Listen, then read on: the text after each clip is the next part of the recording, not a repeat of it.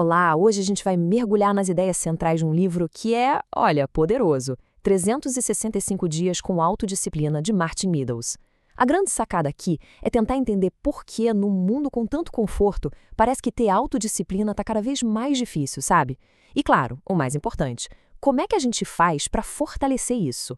O livro já começa com essa frase que, olha, faz a gente parar para pensar.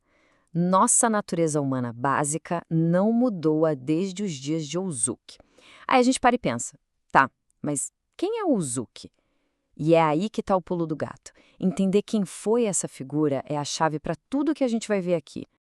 Então, para responder essa pergunta, o autor nos chama para uma viagem. Mas não é uma viagem qualquer, não. É uma viagem lá para o nosso passado, um passado bem distante. E, vamos ser sinceros, bem brutal. Uma época em que ter disciplina não era uma opção, sabe? Era a única forma de continuar vivo. E esse aqui é o Ouzouk. Ele é basicamente a personificação dos nossos ancestrais. A vida para ele não tinha nada a ver com conforto ou com as conveniências que a gente tem hoje. Era uma batalha, uma luta diária mesmo pela própria sobrevivência. Cada decisão que ele tomava podia significar, literalmente, a diferença entre viver ou morrer. E olha, isso aqui não é roteiro de filme de ação, não. Era a pura realidade. Pensa só, amigos com cicatrizes, famílias inteiras dizimadas. A fome era uma presença constante. Para Ouzouk e a tribo dele, ter resiliência, ter autodisciplina, não era uma virtude para colocar no currículo.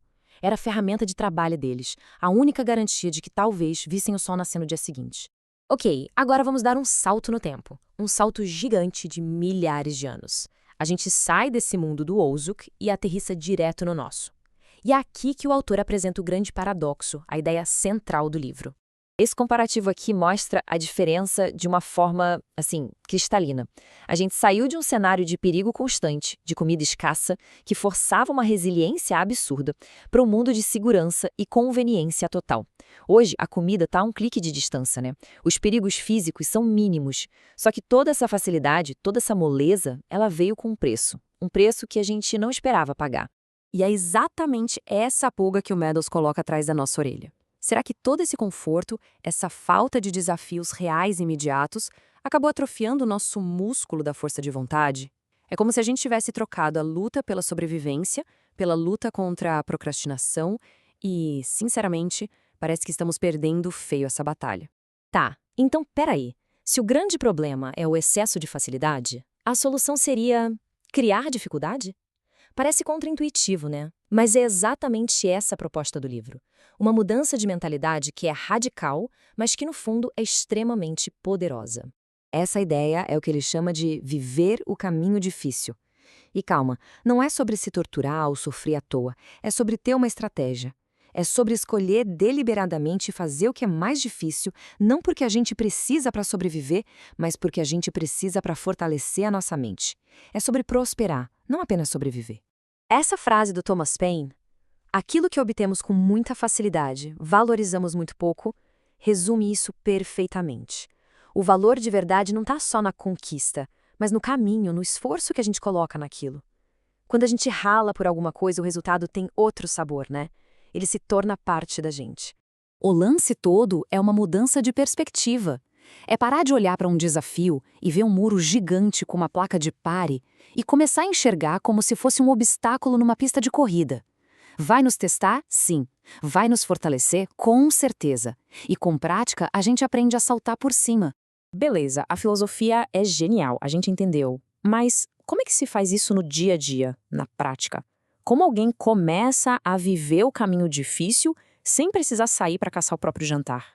E a resposta é que a construção dessa força não precisa de nenhum ato heróico. Muito pelo contrário. O grande segredo, segundo o autor, não está na intensidade do que a gente faz, mas na consistência. É sobre a prática diária. A abordagem aqui não é virar a vida de cabeça para baixo de uma hora para outra. É mais sutil. É sobre escolher pequenas batalhas todos os dias e se certificar de que vamos vencer. Cada vitória, por menor que pareça, cria um efeito dominó, sabe? Vai construindo confiança e dando força para os desafios que são maiores. E olha só esses exemplos práticos que o livro dá. São coisas super simples. Manter a coluna reta enquanto trabalha, fazer 5 agachamentos a cada hora, guardar uma moedinha num pote. Nenhuma dessas coisas parece um grande feito, né? Mas o ato de se comprometer com isso e cumprir dia após dia é isso que treina o nosso cérebro. É isso que fortalece de verdade a autodisciplina. E agora a gente chega na metáfora final do livro.